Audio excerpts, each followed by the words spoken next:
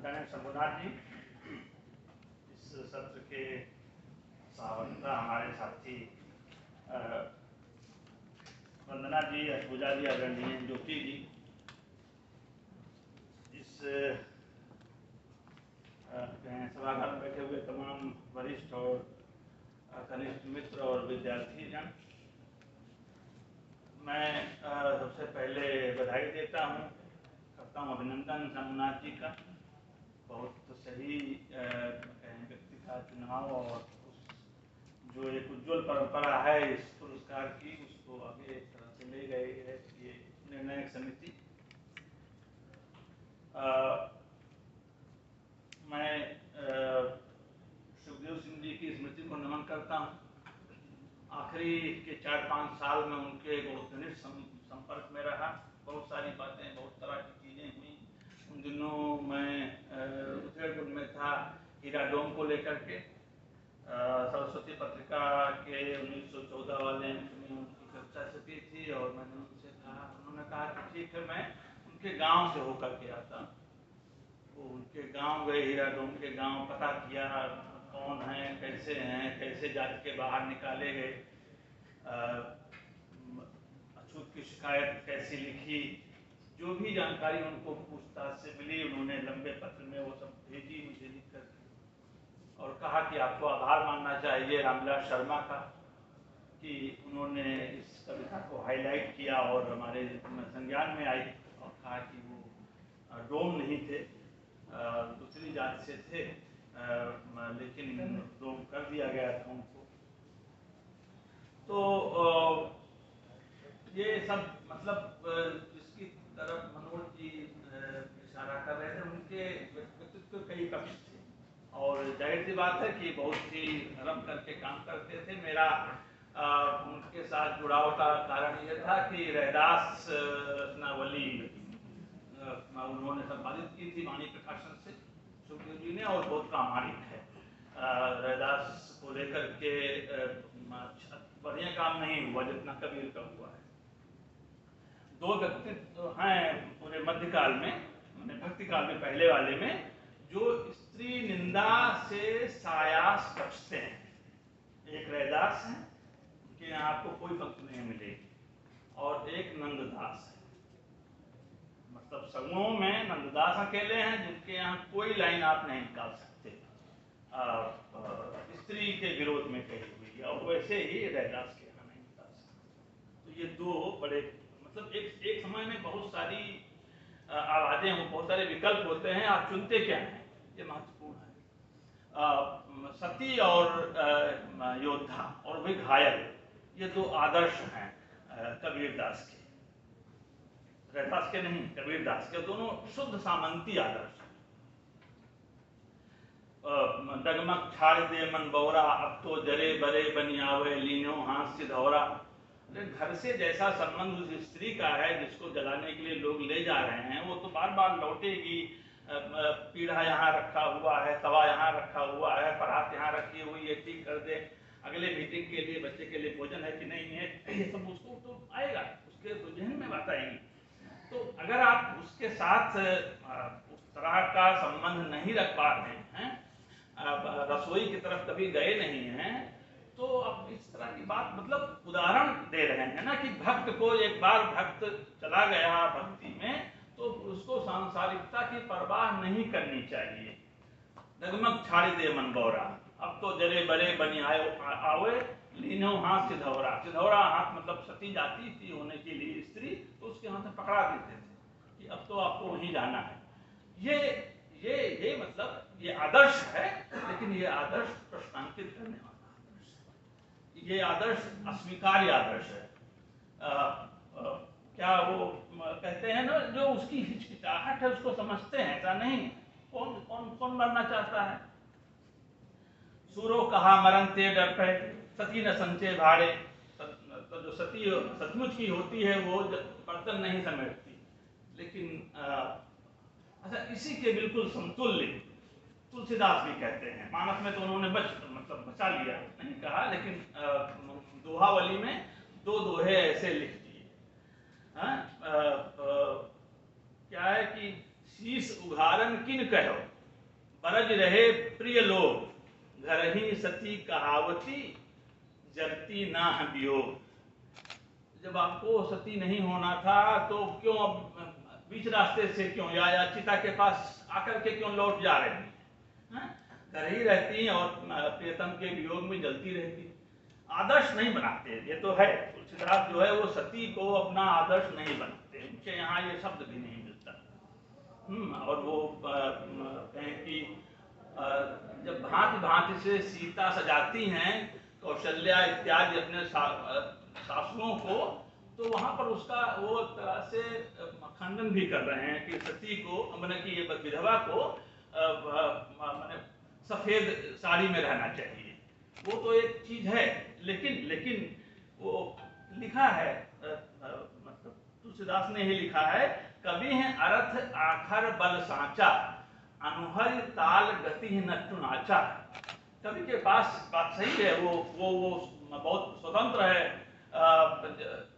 विधाता भी नियम से बंधा हुआ है, कब नियम से बंधा हुआ नहीं है, ऐसा आप जानते हैं, कहा जाता है। लेकिन ऐसा नहीं है। तुलसीदास जानते हैं कि वो बता हुआ भाषा से। अब परित्यक्ता शब्द है, उसका अर्थ आप जानते हैं रूढ़ है, जिसके पति ने छोड़ दिया हो। परित्यक्त का मतलब क्या होता है? ऐसा पुरुष होता है? नहीं होता है। ये भाषा, अब चाहे कोई कवि कि कुछ ऐसा लिखना चाहे, नहीं लिख सकता। जो मैं दो लोगों की बात, एक तो ये नंददास की बात कर ली जाए। नंददास के यहाँ आप देखेंगे स्त्री को उनकी मित्र थी रूप मंजरी, और ये अच्छा हुआ कि 84 वैष्णव की 252 वैष्णव की वार्ता में उनका जो जिक्र है वो पूरा उल्लेख, पूरी वार्ता है। तो रूप मंजरी के साथ उनका अपनी महिला मित्र को मित्र करके, वो मीत या मित्र करके वो संबोधन करते थे। ये मानते थे कि बराबर की ज्ञानी हो, आप किताब नहीं पढ़ने देंगे तो नहीं होंगे ज्ञानी, किताब पढ़ने दिया तो जैसे पुरुष ज्ञानी है वैसे स्त्रियां ज्ञानी हो सकती हैं। तो एक तो वो उनका संबोधन पूरे मध्यकाल में मित्र करके संबोधन नहीं है, स्त्री के लिए कहीं नहीं मिलता। यही करते हैं, और मतलब खुद आकर के कि एक मेरी मित्र ने मुझसे पूछा कि नायिका भेद क्या होता है, तो इसके लिए मैं किताब लिख रहा हूँ। उन्होंने पूछा कि पर्यायवाची क्या होते हैं, तो इसके लिए पर्यायवाची वाली किताबें लिख रहा हूँ। तो ये जो मित्र करके संबोधन है एक तो यह, दूसरा ये कि अब जैसे सूर के यहाँ जो गोपियां हैं वो तो बहुत घरेलू तर्क देती हैं, गांव वाला तर्क देती हैं। लेकिन रास पंचाध्यायी में जो इनकी स्त्रियां हैं, गोपियां हैं, सिद्धांत पंचाध्यायी में, धर्म गीत में जो इनका नंददास का है, उसमें जो देती हैं वो तो बहुत ही अधीत शास्त्रों से गुजरी हुई, शास्त्रों को का अध्ययन करके वो तर्क देती हैं। दो अलग अलग तरह की स्त्रियां हैं। सूरदास की स्त्रियों को ज्ञान का कुछ पता नहीं है, उनका ज्ञान सहज ज्ञान है, ट्यूशन वाला ज्ञान है। नंददास की स्त्रियों को शास्त्र का भी ज्ञान है। जो ट्यूशन वाला ज्ञान है, सहज ज्ञान है, अर्थात प्रज्ञा वाला है, वो तो है ही, लेकिन इसके साथ में शास्त्रों से तर्क लेकर के आती हैं। वो ब्रह्मसूत्र पर भाष्य पढ़ चुकी हैं, ऐसा। तो अगर मान लीजिए कल्पना से ही रचना है तो ऐसे पात्र की रचना कीजिए। ये बात सही है। इससे पहले कहा हमारे पूर्व वक्ता ने, वो चार दीवारी तो है, असुर पश्या, और तो पुरुषों के लिए तो है नहीं कि जिसने सूर्य का भी दर्शन नहीं किया, सूर्य ने उसका दर्शन नहीं किया। इसीलिए वो है ना, आग लाग घर जरिगा, बड़ सुख कीन, पीऊ के हाथ घैलवा भरी भरी दीन। तो घर जला, अच्छा हुआ, कम से कम हमने पति का दर्शन तो किया उस रोशनी में, और जो घड़ा भर करके पानी दिया, मैं भी काम आई।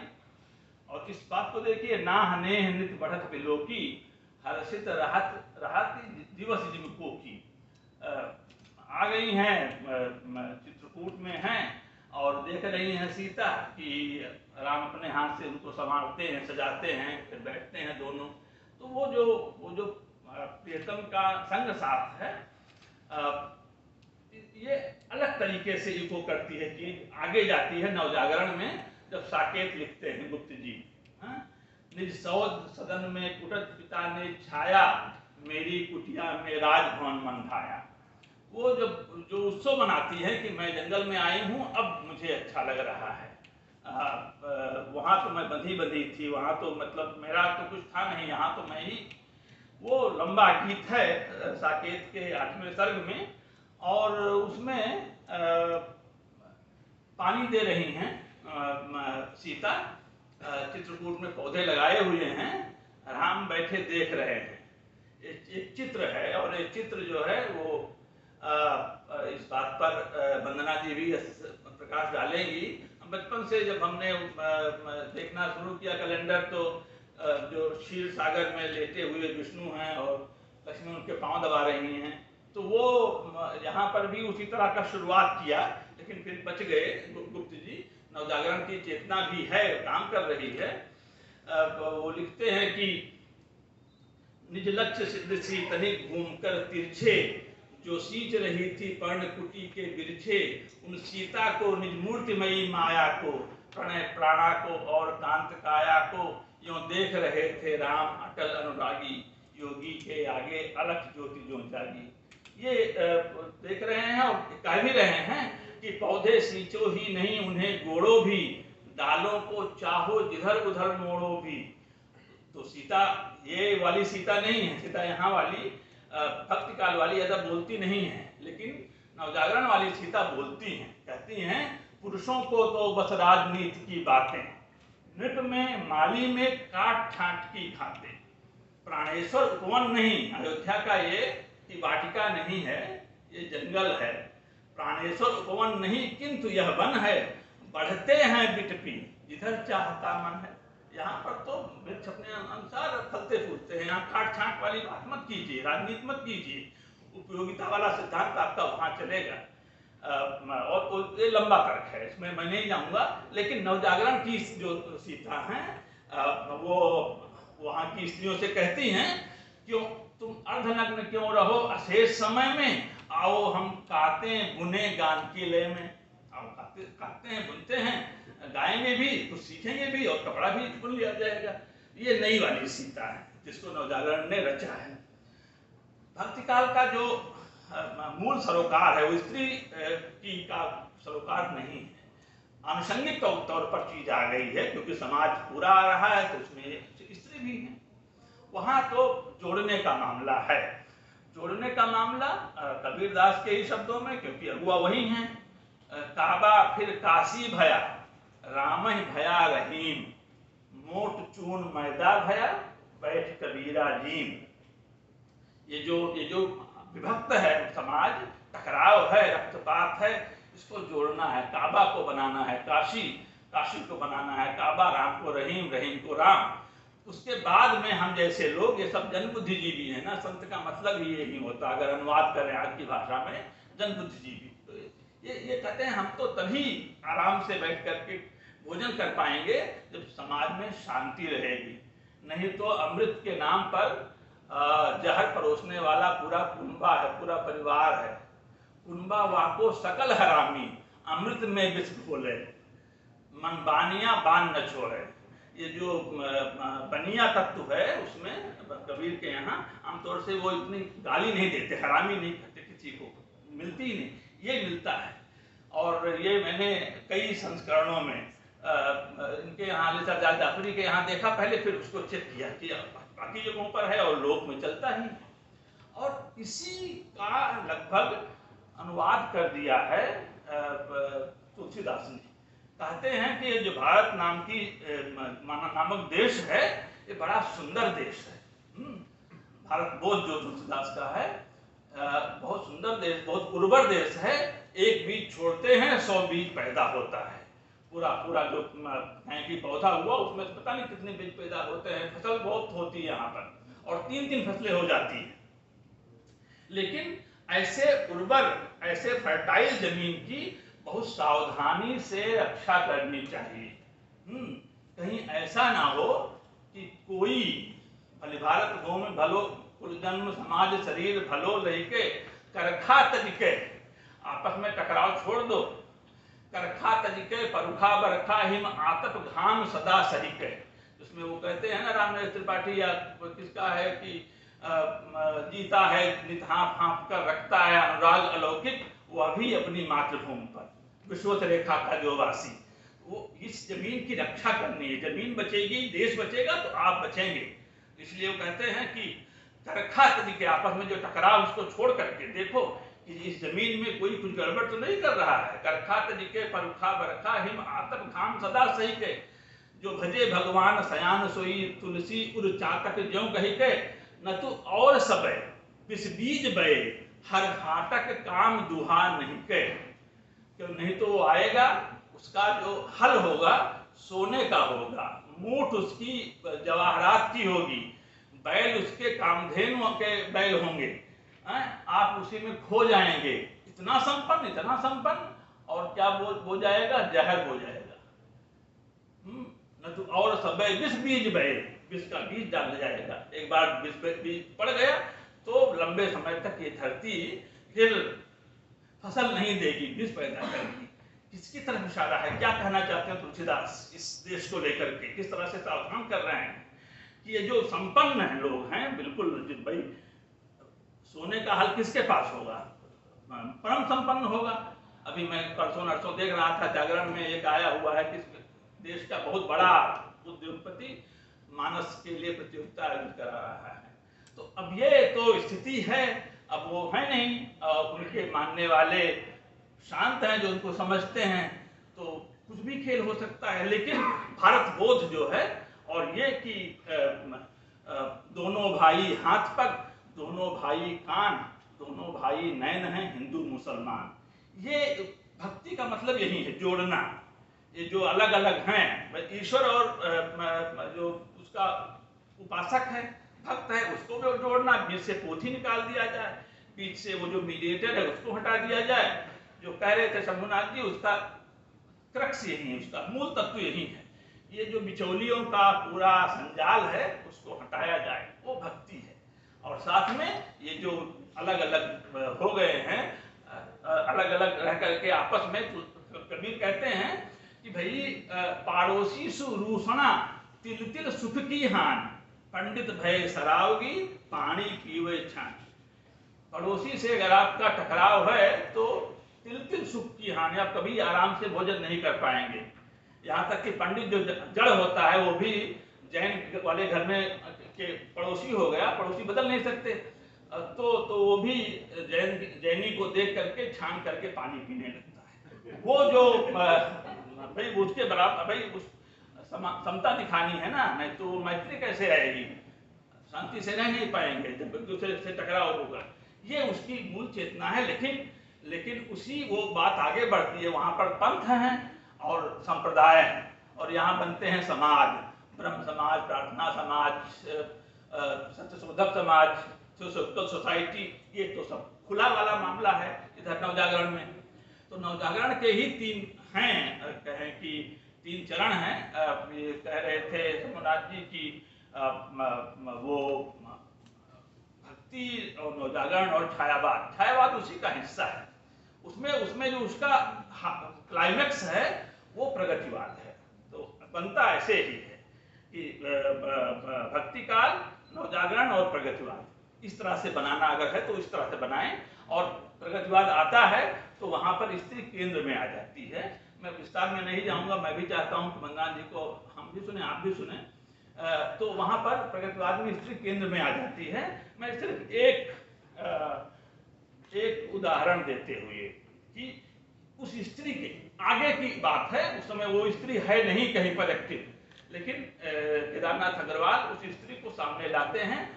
1946 की कविता है ये, जिसमें कहते हैं कि समाज को मैं बदलते देखना चाहता हूं, लेकिन दलित स्त्री की नजर से, दलित स्त्री के अनुसार समाज को, अगर समाज को स्वस्थ रहना है तो जो पायदान में सबसे नीचे है उसके अनुसार प्रगतिवाद ने यह काम किया। और वो लंबी, कहें कि लंबा सिलसिला है, प्रगतिवादी कवियों ने कैसे देखा है दलित स्त्री को, और कैसे उसके साथ अलायंस की कोशिश की है। अलायंस तो तब नहीं हो सकता था क्योंकि तब तक कोई संगठन, तब तक कोई चेतना नहीं है। ये कोशिश कर चुकी थी सावित्रीबाई फुले। उनके यहाँ स्कूल से जो पहला बैच निकला उसमें ज़्यादातर ब्राह्मण स्त्रियाँ थी, और दूसरा बैच जो निकला उसमें दलित स्त्रियाँ आ गई थी। दलित लड़के भी थे, महान लड़के थे, और वो भी थी। तो ये ताराबाई शिंदे उसी स्कूल की पढ़ी हुई थी, जो दलित नहीं थी, लेकिन उन्होंने स्त्री पक्ष में जो लिखा, स्त्री पुरुष तुलना, वो अद्भुत है। मैं वो क्या कहते हैं, श्रम का सूरज नाम से जो संग्रह बाद में रामविलास जी ने किया, उस श्रम का सूरज से जो पुराना संग्रह था गुलमेहंदी केदारनाथ अग्रवाल का 1946 की कविता 47 में संग्रह आया था, 2 महीने पहले देश आजाद होने के, उससे एक छोटी सी कविता पढ़ देना चाहता हूँ, जिससे ये लगे कि वो परंपरा नवजागरण की कहाँ पहुँचती है और हमारा समाज अभी कहाँ पर खड़ा हुआ है। रनिया मेरी देश बहन है। रनिया उस प्रोटैगनिस्ट का नाम है जिसके लिए कविता, जिससे संबोधित कविता है, ये है जिसको संबोधित कविता है। रनिया मेरी देश बहन है, अति गरीब है, अति गरीब है। मैं रनिया का देश बंधु हूँ, अति अमीर हूँ, अति अमीर हूँ। पूरी कविता चलती बानेरी में। रनिया के घर में हंसिया है, घास काटने में कुशला है। मेरे हाथों में रुपया है, मैं सुख सौदागर छलिया हूँ। रनिया अब तक जन्मांतर से ज्यों की त्यों पूरी भूखी है। मैं जन्मांतर से वैसा ही ज्यों का त्यों पूरा खाता हूँ। रनिया बिल्कुल वही वही है, चिरकुट ही चिरकुट पहने है। मैं भी बिल्कुल वही वही हूँ, रेशम ही रेशम पहने हूँ। रनिया मेरी दुखी बहन है, वह निदाग में मुरझ रही है। मैं रनिया का सुखी बंधु हूँ, चिर बसंत में बिहस रहा हूँ। मैं और रनिया एक देश की, एक भूमि की, एक कुंज की, एक रंग की, एक रूप की, रोती हंसती 2 कलियां हैं। रनिया कहती है जग बदले, रनिया कहती है जग बदले, जल्दी बदले, जल्दी बदले। मैं कहता हूँ कभी न बदले। स्लेवरी के एवोल्यूशन का जब चल रहा था आंदोलन अमेरिका में, उसमें ये कहा गया था कि ये स्टेप बाय स्टेप खत्म होगी। फेमिनिस्ट लोगों ने कहा ये स्टेप बाय स्टेप क्या होता है, स्लेवरी में भी स्टेप बाय स्टेप हो, एक साथ एक बार में इसको खत्म होना चाहिए। ये उस समय के ब्लैक फेमिनिस्ट तो नहीं आए थे, लेकिन फेमिनिस्ट लोगों ने बात कही थी। रनिया कहती है जग बदले, जल्दी बदले, जल्दी बदले। मैं कहता हूँ कभी न बदले, कभी न बदले, कभी न बदले। किंतु आज मेरे विरोध में, तब लग रहा था 46-47 में कि आज नहीं तो कल क्रांति हो ही जाएगी। 1917 में जो क्रांति हुई उसके बाद में और बहुत जगहों पर हुई। इंग्लैंड वाले अलग परेशान थे कि उनके यहाँ ना हो जाए, इसलिए जब डॉक्टर अम्बेडकर ने कहा क्रिप्स मिशन के सामने कि भाई मैं इंडिपेंडेंट लेबर पार्टी की तरफ से बोलना चाहता हूँ आकर के कि कैसे सुधार किया जाए, तो कहा लेबर कौन सी कैटेगरी है। अंग्रेजी सत्ता ने कहा कि ये लेबर कौन सी कैटेगरी है, हम इसको नहीं मानते, डरे हुए लोग हैं। वहाँ ब्रिटेन में ही कुछ हो सकता है, लेबर लोग कुछ गड़बड़ कर सकते हैं, श्रमिक लोग, यहाँ उन्होंने नामंजूर कर दिया। फिर उनको बनाना पड़ा शेड्यूल कास्ट मिशन कि हम शेड्यूल कास्ट, हाँ अब ठीक है, अब ठीक है, लेबर जैसी कोई कैटेगरी नहीं है, लेकिन शेड्यूल कास्ट के रूप में आप आए, आपका स्वागत है। तो भंग कर दिया, तोड़ दिया। बाद में फिर उसको उन्होंने सोचा कि रिपब्लिकन पार्टी के नाम से रिवाइव करेंगे, लेकिन तब तक वो गुजर चुके थे। उनके अनुयायियों ने बनाया, गुड़ गोबर कर दिया। लेकिन मैं कहता हूं कभी न बदले, कभी न बदले, कभी न बदले। किंतु आज मेरे विरोध में पूरा हिंदुस्तान खड़ा है। अब रनिया के दिन आए हैं, जग उसके माफिक बदला है। आए नहीं है, कामना है कवि की, आए तो अभी भी नहीं है 2025 में, लेकिन कवि की जो कामना है, जिसके लिए पूरी पीढ़ी ने काम किया, 20 लोगों की कविताएं ऐसी हैं, वो कहें कि कथा देश में मेरा कॉलम चल ही रहा है, उसमें आ रही हैं, उसको देखिएगा। ये है कि ये जो सिलसिला चला, एक किसी गोष्ठी में, मुझे लगता है उड़ीसा में हुई थी, शंभुनाथ जी ने बात कही थी कि उस राज्यसभा में हर्ष के जो चांडाल कन्या का पहली बार प्रवेश हुआ था पूरे ठसक के साथ, हुआ नहीं होगा, लेकिन भट्ट ने कराया था।